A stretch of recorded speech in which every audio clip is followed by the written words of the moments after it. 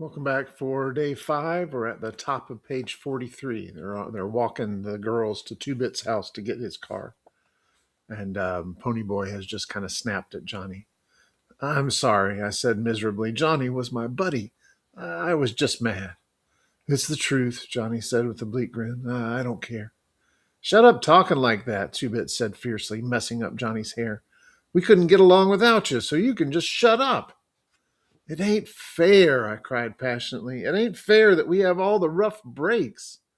I didn't know exactly what I meant, but I was thinking about Johnny's father being a drunk and his mother a selfish slob, and Two Bit's mother being a barmaid to support him and his kid sister after their father ran out on them, and Dally, wild, cunning Dally, turning into a hoodlum because he'd die if he didn't, and Steve, his hatred for his father coming out in his soft, bitter voice and the violence of his temper. Soda pop, a dropout so he could get a job and keep me in school, and Derry getting old before his time, trying to run a family and hold on to 2 jobs and never having any fun, while the Socs had so much spare time and money that they jumped us and each other for kicks, had beer blasts and river bottom parties because they didn't know what else to do. Things were rough all right, all over the east side. It just didn't seem right to me. "I know," Two Bit said with a good natured grin. "The chips are always down when it's our turn, but that's the way things are, like it or lump it." Cherry and Marcia didn't say anything. I guess they didn't know what to say. We had forgotten they were there. Then the blue Mustang was coming down the street again, more slowly.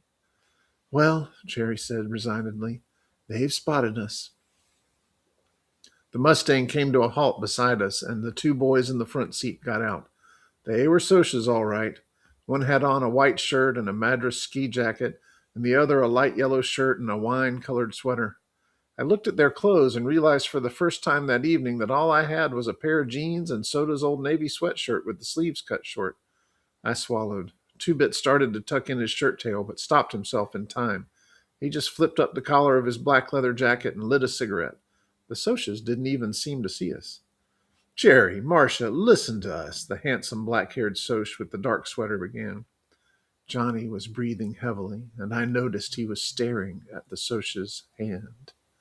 He was wearing 3 heavy rings. I looked quickly at Johnny, an idea dawning on me.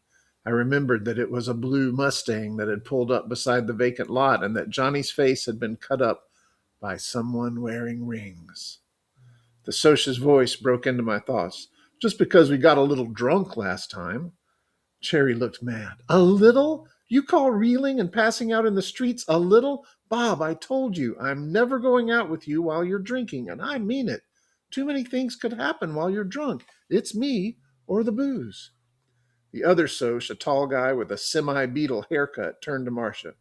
"Baby, you know we don't get drunk very often." And when she only gave him a cold stare, he got angry.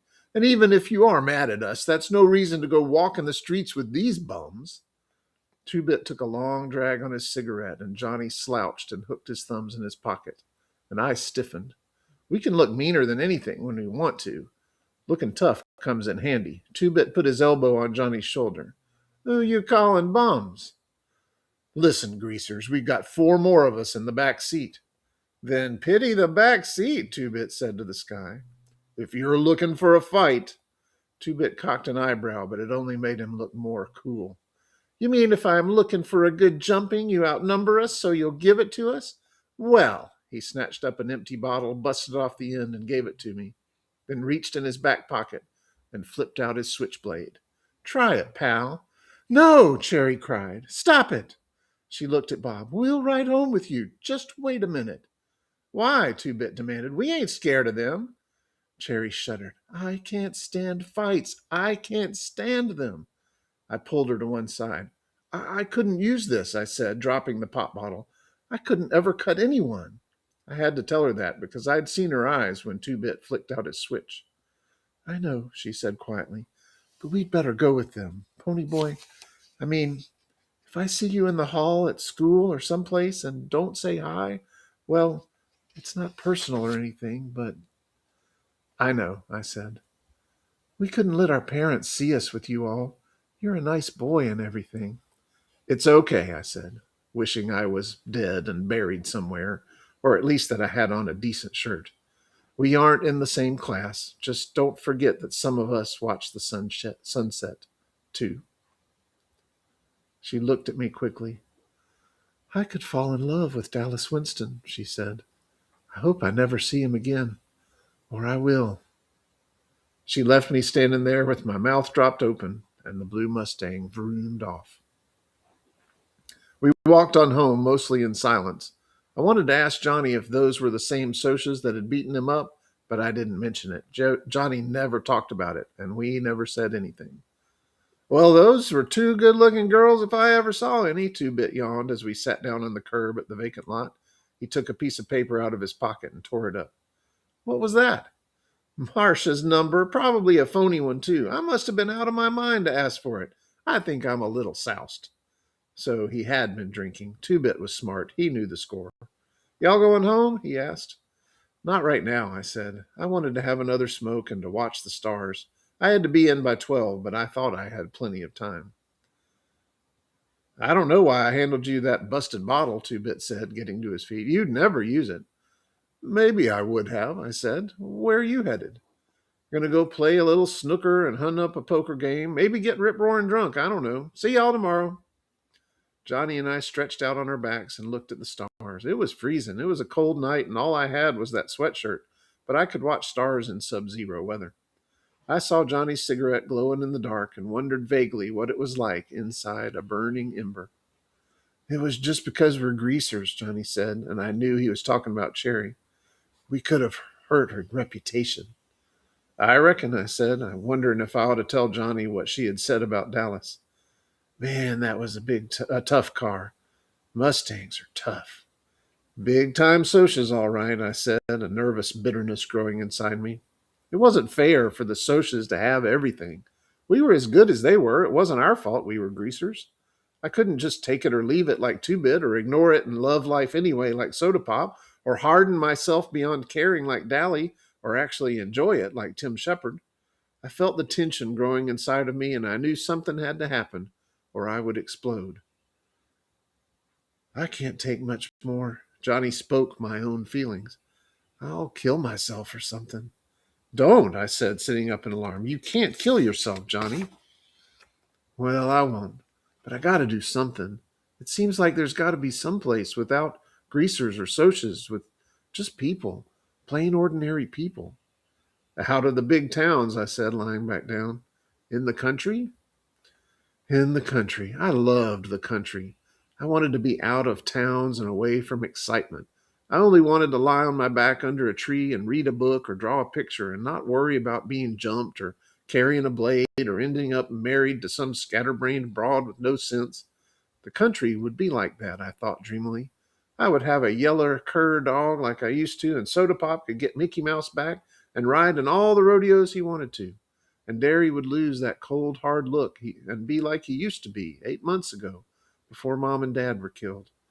Since I was dreaming, I brought Mom and Dad back to life. Mom could bake some more chocolate cakes, and Dad would drive the pickup out early to feed the cattle. He would slap Derry on the back and tell him he was getting to be a man, a regular chip off the block, and they would be as close as they used to be. Maybe Johnny could come and live with us, and the gang could come out on the weekends. Maybe Dallas would see that there was some good in the world after all, and Mom would talk to him and make him grin in spite of himself. You've got quite a mom, Dally used to say. She knows the score. She could talk to Dallas and kept him from getting into a lot of trouble. My mother was golden and beautiful. Pony boy, Johnny was shaking me. Hey, Pony, wake up. I sat up, shivering. The stars had moved. Glory, what time is it? I don't know. I went to sleep too, listening to you rattle on and on. You'd better get home. I think I'll stay all night out here. Johnny's parents didn't care if he came home or not. Okay, I yawned. Gosh, but it was cold. If you get cold or something, come on over to our house. Okay. I ran home, trembling at the thought of facing Derry. The porch light was on. Maybe they were asleep and I could sneak in, I thought. I peeked in the window. Soda Pop was stretched out on the sofa, sound asleep, but Derry was in the armchair under the lamp, reading the newspaper. I gulped and opened the door softly. Derry looked up from his paper. He was on his feet in a second. I stood there, chewing on my fingernail. Where the heck have you been? Do you know what time it is? He was madder than I'd seen him in a long time. I shook my head wordlessly. Well, it's 2 in the morning, kiddo. Another hour and I would have had the police out after you. Where were you, pony boy? His voice was rising. Where in the almighty universe were you? It sounded dumb, even to me, when I stammered, I went to sleep in the lot. You what? He was shouting, and Soda Pop sat up and rubbed his eyes. Hey, pony boy, he said sleepily, where you been? I didn't mean to, I pleaded with Derry. I was talking to Johnny, and we both dropped off. I reckon it never occurred to you that your brothers might be worrying their heads off and afraid to call the police because something like that could get you two thrown in a boys' home so quick it'd make your head spin. And you were asleep in the lot. Pony boy, what on earth is the matter with you? Can't you use your head? You haven't even got a coat on. I felt hot tears of anger and frustration rising. I said I didn't mean to. I didn't mean to, Derry shouted, and I almost shook. I didn't think. I forgot. That's all I hear out of you. Can't you think of anything? Derry, Soda Pop began, but Derry turned on him. You turned on him. You keep your trap shut. I'm sick and tired of hearing you stick up for him. He should never yell at Soda. Nobody should ever holler at my brother. I exploded. You don't yell at him, I shouted. Derry wheeled around and slapped me so hard that it knocked me against the door. Suddenly, it was deathly quiet. We had all frozen. Nobody in my family had ever hit me. Nobody. Soda was wide-eyed. Derry looked at the palm of his hand where it had turned red, and then looked back at me. His eyes were huge. Pony boy. I turned and ran out the door and down the street as fast as I could. Derry screamed, Pony, I didn't mean to, but I was at the lot by then and I pretended I couldn't hear. I was running away. It was plain to me that Derry didn't want me around and I wouldn't stay if he did. He wasn't ever going to hit me again. Johnny, I called and started when he rolled over and jumped up almost under my feet. Come on, Johnny. We're running away. Johnny asked no questions. We ran for several blocks until we were both out of breath. Then we walked. I was crying by then. I finally just sat down on the curb and cried, burying my face in my arms. Johnny sat down beside me, one hand on my shoulder. Easy, pony boy, he said softly. We'll be okay. I finally calmed down and wiped my eyes on my bare arm. My breath was coming in quivering sobs. Got a cigarette? He handed me one and struck a match. Johnny, I'm scared. Well, don't be. You're scaring me. What happened? I've never seen you bawl like that. Well, I don't very often. It was Derry. He hit me. I don't know what happened, but I couldn't take him hollering at me and hitting me too. I don't know. Sometimes we get along okay, and then all of a sudden he blows up on me or else is nagging at me all the time.